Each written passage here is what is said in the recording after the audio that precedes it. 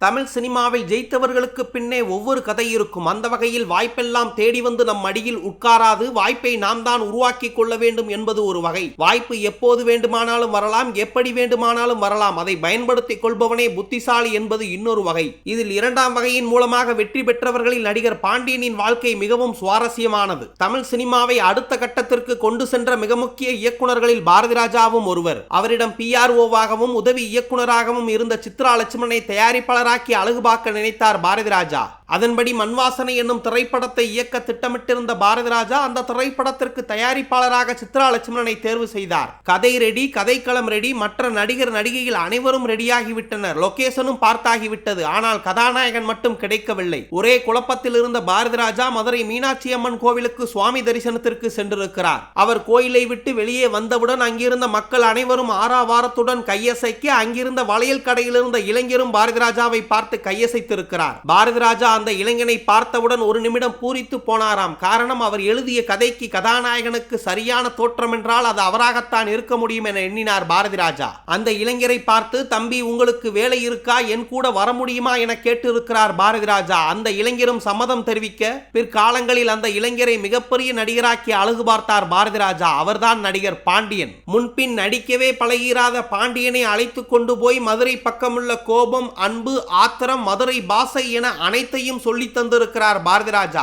பாரதிராஜாவுக்கு மட்டும்தான் பாண்டியனை அந்த திரைப்படத்தில் நடிக்க வைக்க விருப்பம் இருந்தது. அந்த திரைப்படத்தின் கதாசிரியர் முதல் தயாரிப்பாளர்கள் வரை அனைவரும் பாண்டியன் வேண்டவே வேண்டாம் என்பதை சூசகமாக தெரிவித்திருக்கிறார்கள். ஆனால் பாரதிராஜாவோ என் கதைக்கு இவன்தான் சரியான கதாநாயகன் என்று பாண்டியனையும் ரேவதியும் வைத்து அவர் இயக்கிய மண்வாசனை திரைப்படம் தமிழ்நாட்டில் 300 நாட்களுக்கு மேலோடி மாபெரும் வெற்றியடைந்தது. மதுரையை சுற்றியுள்ள கதைக்களத்தையும் கிராமத்து வாழ்க்கையையும் யதார்த்தமாக படம் பிடித்து மக்களுக்கு பரிசளித்திருந்தார் பாரதிராஜா. அதன் பின்னாட்களில் மண்ணுக்கேத்த பொண்ணு, மருதாணி, ஆண் பாவம் போன்ற பல திரைப்படங்களில் கதாநாயகனாக நடித்திருந்த பாண்டியன் ஒரு கட்டத்தில் பல முன்னணி நடிகர்களுடன் இணைந்து குணச்சித்திர கதாபாத்திரம் மற்றும் வில்லன் கதாபாத்திரங்களில் நடித்திருந்தார். இயக்குனர் இமயம் பாரதிராஜா. 85 வயதாகும் இவர் தேனி மாவட்டம் அள்ளி நகரத்தைச் சேர்ந்தவர். சின்னசாமி என்னும் இயற்பெயரோடு சினிமா ஆசைகளை கொண்டு ஊர் திருவிழாக்களில் மேடை நாடகங்களை அரங்கேற்றி வந்தார். அதன் பின்னாட்களில் சென்னைக்கு வந்து இயக்குனர் P. புள்ளையாவிடம் உதவி இயக்குனராக பணியாற்றியவர். அதுவரை தமிழ் சினிமாவில் ஸ்டுடியோவுக்குள் மட்டுமே படமாக்கி கொண்டிருந்த திரைப்படங்களை கண்களை கவரும் கிராம பின்னணியில் அச்சு அசலாக கிராமத்திற்கே சென்று படம் பிடித்தார். மிக எளிமையான பாமரருக்கும் புரியும்படியான காதல் காட்சிகளையும் நாம் அன்றாடம் வாழ்வில் சந்திக்கும் மிக இயல்பான மனிதர்களின் கதாபாத்திர வடிவமைப்பாலும் தன்னுடைய படங்களின் மூலம் ரசிகர்களை திருப்திப்படுத்தி வந்தார். என் இனிய தமிழ் மக்களே என ஒரு தலைமுறையே தன் படைப்புக்கு ரசிகராக்கினார். பல மொழிகளில் பல்வேறு வெற்றி திரைப்படங்களை இயக்கிய பெருமைக்கு சொந்தக்காரரான பாரதிராஜாவின் பங்களிப்பிற்காக இந்தியாவின் உயரிய விருதான பத்மஸ்ரீ விருது வழங்கி கௌரவித்தது மத்திய அரசு. தன்னுடைய திரைப்படங்களின் மூலம் தமிழ் சினிமாவிற்கு பல புதிய இயக்குனர்களையும் நடிகர்களையும் நடிகைகளையும் அறிமுகப்படுத்தி வைத்த பெருமை பாரதிராஜாவுக்கே உண்டு.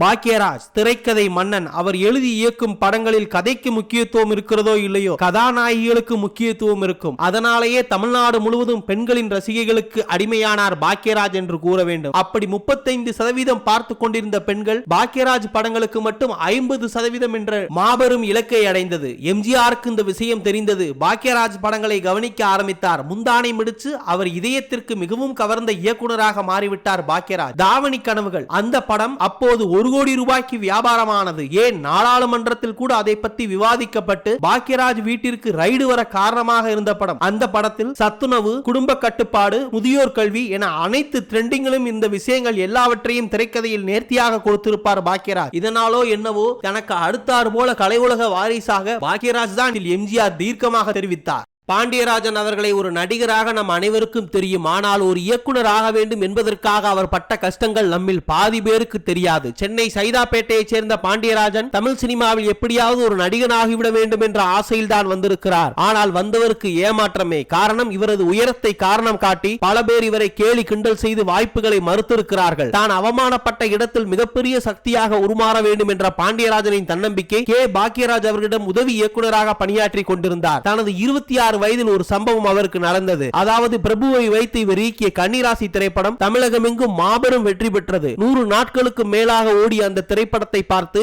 எப்படி இப்படி ஒரு படத்தை எடுத்தான் என்று ஆச்சரியப்படுவதற்கு உள்ளாகவே அதே ஆண்டின் இறுதியில் ஆண் பாவம் என்ற திரைப்படத்தையும் எடுத்து வெளியிடுகிறார். அந்த திரைப்படம் 225 நாட்களுக்கு மேலாக ஓடி பிளாக் பஸ்டர் வெற்றி பெற்றது. அப்போதைய தமிழக முதல்வர் புரட்சி தலைவர் எம்ஜிஆர் அவர்களே பாண்டியராஜனை நேரில் அழைத்து வெகுவாக பாராட்டினார். மணிவண்ணன் ஒரு நல்ல நடிகர் என்பதையும் தாண்டி ஒரு மிகச்சிறந்த இயக்குனர், முற்போக்கு சிந்தனையாளர்.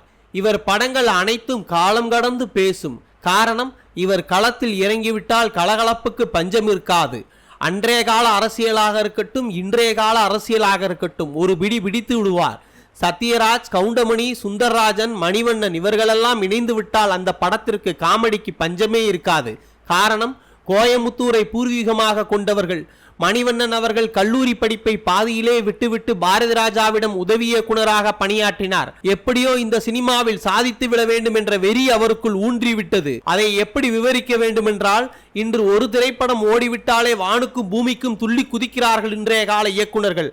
1986 பாலைவன ரோஜாக்கள் மற்றும் விடிஞ்சா கல்யாணம் என்ற 2 திரைப்படங்களை இயக்கி அதை ஒரே நாள் ஒரே தீபாவளியில் ரிலீஸ் செய்து 100 நாட்கள் ஓட வைத்த பெருமை நம் மணிவண்ணனையே சாரும். இவர் இயக்கிய அமைதிப்படை திரைப்படம் அன்றைய கால அரசியலில் புகுந்து விளையாடியது என்றே கூறலாம்.